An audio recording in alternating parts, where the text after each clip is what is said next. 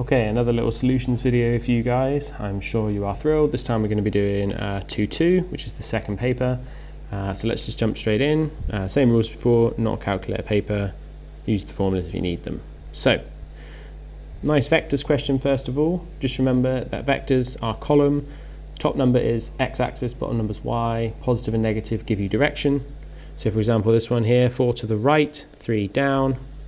So it says from B to C is 4 right and 3 down. So we go 1, 2, 3, 4 to the right, 1, 2, 3 down, and you get the new point there, point C, because it's 4 right and 3 down.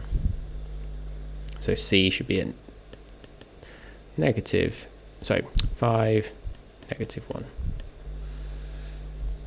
Okay, it says 2p here, so if we know that p is 2, 3. So 2p is going to be the same thing. It's going to be two lots of them. 2 times 2, 2 times 3, 4, 6. Q we know is this one here. So 2p minus q is going to be 4, 6 minus 4, negative 1. So 4 minus 4 on the top. 6 minus negative 1 on the bottom. Be careful with the negatives. 4 minus 4 is 0. 6 minus negative 1 becomes a positive. And 2p is 0, 7. Okay, moving on. Shading the square, so it's got exactly one line of symmetry. Looking at the shape at the moment, that's could be quite difficult. Obviously we could have a line of symmetry here, could be diagonal, we're not sure at the moment, so we have to look at it a bit carefully. So when we look at this shape, I can see that if I was to split it up this way, like so, okay, at the moment it's got this one matches to this one matches to this one, this one does not match with this one, and that one would have to go there, so that would have to be 2 squares shaded, so that one's not going to work. So I go, okay, back to the drawing board. Oof, that's annoying. What about if we split it horizontally? Would that work? Or maybe diagonally it might work, I'm not sure. So what about if I put one in here? How is that going to help me? Well, I can see that they're all matched up in kind of pairs.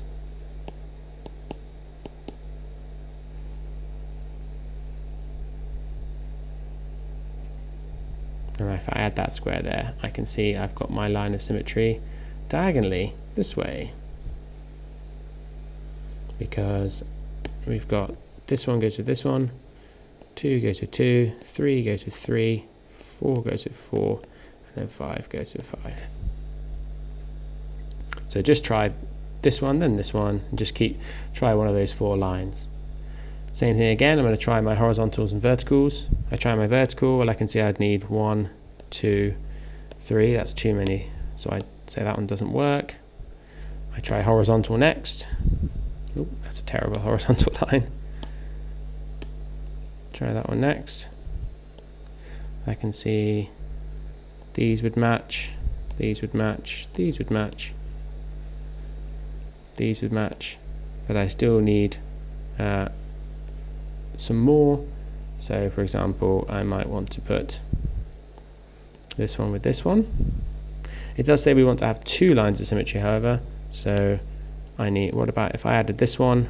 Well, it would all match apart from this one we need to go here, and this one we need to go here. So those would be my 3 to shade. 1, 2, 3. Rotation symmetry, basically it looks the same shape 4 ways round. So think if you rotated it, how would it kind of match up?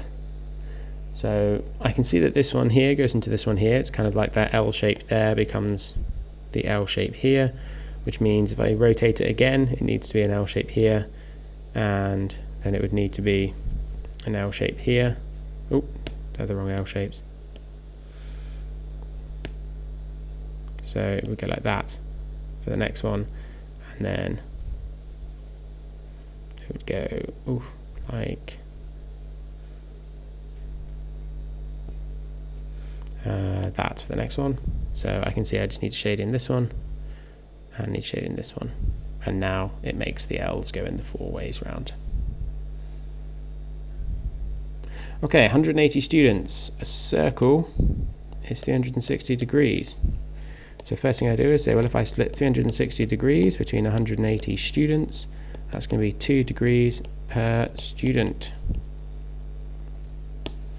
So I can add an extra column onto here for my angle. And I know that I've got 85 students, 2 degrees per student for each student. And that's going to give me 170 degrees, 100 degrees, and 90 degrees. Plotting them on the graph, you can use a protractor. I'm just going to estimate. I know this is going to be 90 degrees, and that's going to be dance. I know the next slice is going to be 100 degrees, and that's going to be music. And then finally, what the remainder here must be 170 degrees, and that must be art. Okay, let's keep it going.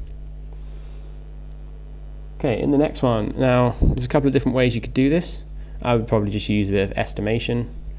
I know this one is going to be 0.33. That's already in a decimal. That's already in a decimal. And I know this is going to be 0.333, so it's going to be a bit bigger. I know that the square root of 0.3, well, that one's going to be slightly different to the others. Something times something is going to be 0.3. I know that if I multiply 2 decimals together, then the value becomes smaller. So I know that it's probably going to start it off as a larger value. So I know that x squared is going to be 0.3. So x is going to be greater than 0.3.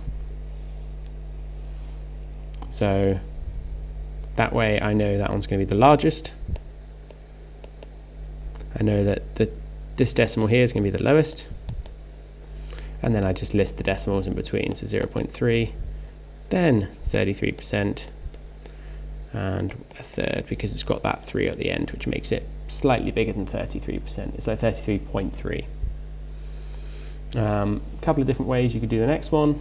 I probably would think about doing them as equivalent surds. So 2 is the square root of 4, so that's going to be square root of 5, which is square root of 20. This one here, it's going to be half of the square root of 2. Sorry, square root of 5, so it's going to be less than the square root of 5. This one here is going to be the square root of 5 cubed, which is going to be square root of 125. That's going to be quite big. And I can see this one here, well, it's going to be 5 divided by the square root of 5. Square root of 5 is going to be less than 5. So that one's going to be bigger than this one, but probably smaller than root 20. So I would say, well, the smallest one's clearly going to be the root 5 is very small and it's already being halved. Next one, if we're dividing by root 5, it's going to be a bit bigger. Then the next one's root 20, or 2 root 5, which is obviously going to be bigger than this one, because that's essentially root 25 divided by root 5. So that's going to be root 5. So it's going to be bigger than root 5 divided by 2. And then finally 125, that's going to be very big. That's going to be a large number. Okay, expand here. Let's do 2 times everything first. 2 times 3 is 6. 2 times 5 is 10. Do the x's next. X squared times 3 is going to be, add the powers, so it's going to be a 3. And it's going to be a 3 again. And then finally we do the y's. There's no y's here, but there is a y there. So 6x cubed plus 10x cubed. Next one, let's do our 4 points. 2a times a is 2a squared. 2a times 2b is negative 4ab. 3b times a is negative 3ab. And 3b times 2b is, but 2 negatives, is positive 6b squared. Combine these two and you get 2a squared minus 7ab plus 6b squared. Okay, over halfway now. The square root of something is the same as the a to the power of a half. So it means all the powers essentially are going to be halved. So it becomes 3 to the power of 4, 5 to the power of 2, but all the powers are halved. So it becomes 3 squared times 5, and 3 squared is 9. 9 times 5 is 45. Here we've got b divided by a, 2 cubed, 3 cubed, that's a 2 by the way, and 5 squared, divided by 3 to the power of 4 times 5 to the power of 2. Whenever we divide powers, we subtract them, so subtracting 3 from 4 gives you -1, 2 from 2 gives you 0, so anything to the power of 0 is 1, so it becomes 2 squared times 3 to the -1 times 1, so it becomes 4 times a third, because the negative power is a fraction, so it becomes 4 times a third, 4/3. Okay, we talked about this earlier. Highest common factor for powers is just the lowest power in all of them. So a, b, and c, so we say we've got a 2 squared, we've got a 3 cubed, a 3 to the power of 4, and a 3 squared. And then in the third one we've got, and then the 7s, 5s, we've got 5 squared, 5 squared, 5 cubed. And we finally got a 7. So what is a factor of all of these things? Well, we can see that 5 squared is in all of them, 3 squared is in all of them. If only one of them's got a 7, only one of them's got a 2, so it's 3 squared times 5 squared. And if you wanted to, and it says as a product of prime factors, so we don't multiply it out. So we don't do 9 times 25, we leave it as prime factors. Similarly, lowest common multiple, this is when we say what have we got in all of them, so we go back to our list, so we repeat the list.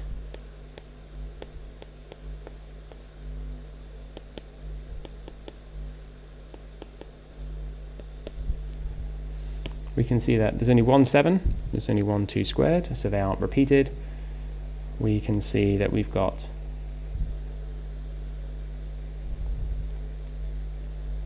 a 3 squared and a 5 squared in all of them, but we'd still have,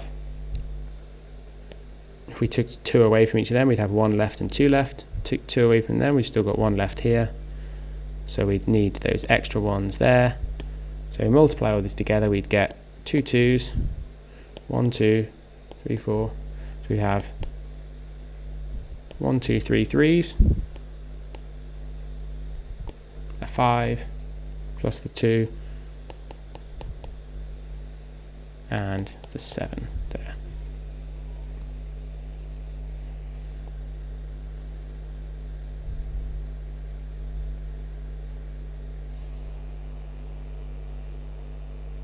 You could have also done this as a whole number and got this, but that would have only been worth 1 mark. Okay, key thing here, it's biased, so it's not fair. Be aware of that before you start the question. It talks about relative frequencies, that's just probability from results. The first thing we need to know is how many are they throwing all together. So it says complete the table below to show the relative frequency of their results. So we do and first. Obviously it's 60 out of 200. Baba is 5 out of 20. Chan is 30 over 100. And Demi is 200 out of 500, 6s. You could have also done these simplified.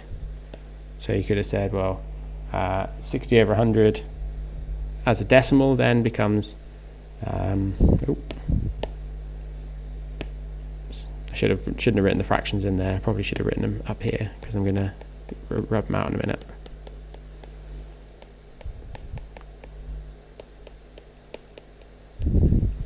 Because I need to fill the decimals in there. So probably a bad idea. So what I would do next is make them all out of 100 times 5. Already years out of 100, and divide by 2, oh sorry, divide by 5, and then that's 0.3, 0.25, 0.3, and 0.4. Why don't Demi's results give a best estimate probability of throwing a 6 with a biased die? We're looking at Demi. Why do they give the best estimate? Because they have the most trials. Simple. Did it the most times. Always the same answer for that. Whenever it says best estimate, you say most trials. Estimate the number of times that Demi could expect a 6 if he throws it 1600 times, or she, sorry. We know the probability is 0.4. We're doing it 1600 times, so we're going to do this multiplication. So I would do 4 times 1600.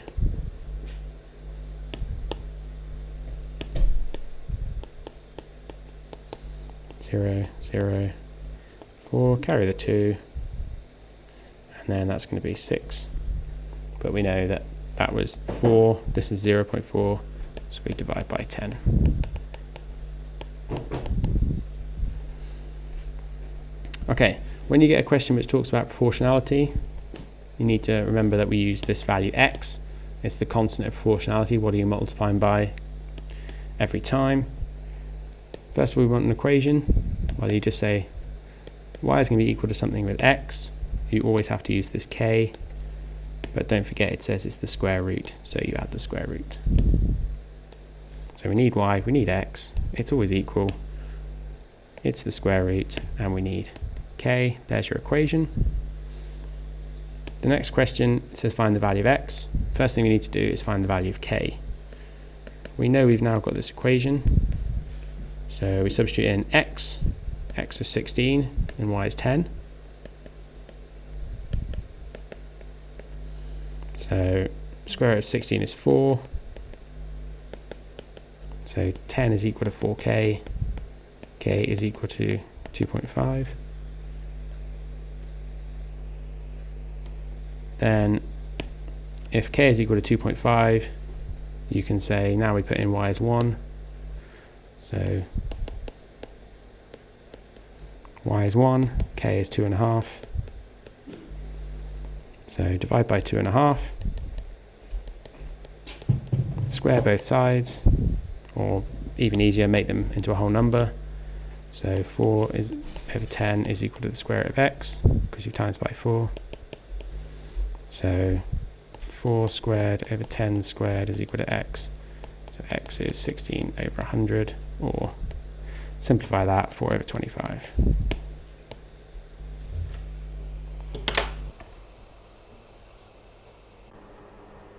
So standard form next. What you want to do here first is you're going to add them together, which means they need to be in the same base. At the moment you've got 5 and you've got 6, so they need to change, so they're both either 5 or they're both 6. It doesn't really matter which one you do, as long as you give your final answer as the correct version in standard form. Personally, what I would do is say change them both into the larger one, which is -5. So I would say this one here, to change it into -5, I have to times it by 10, which means I need to divide to balance out this by 10, so it's going to be 0.3. Keep the other one the same. That means we can keep the power the same, -5, and then we just say 4.6 plus 0.3 is 4.9, and then that's our answer.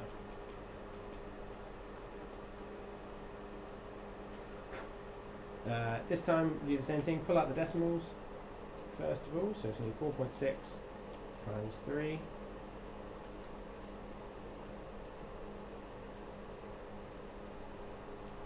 That's going to be 12.8. Add the powers.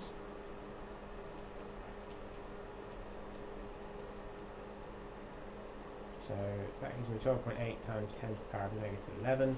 But that's not in standard form. We need to put this as 1.28, which means we've divided by 10. So we have to times by 10 here. So it's 1.28 times 10 to the power of -10. Sorry, 1.38.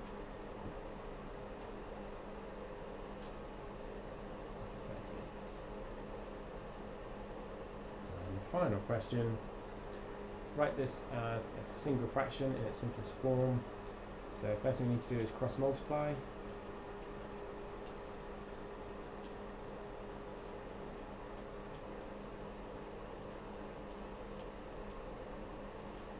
So bring the x plus 2 up here.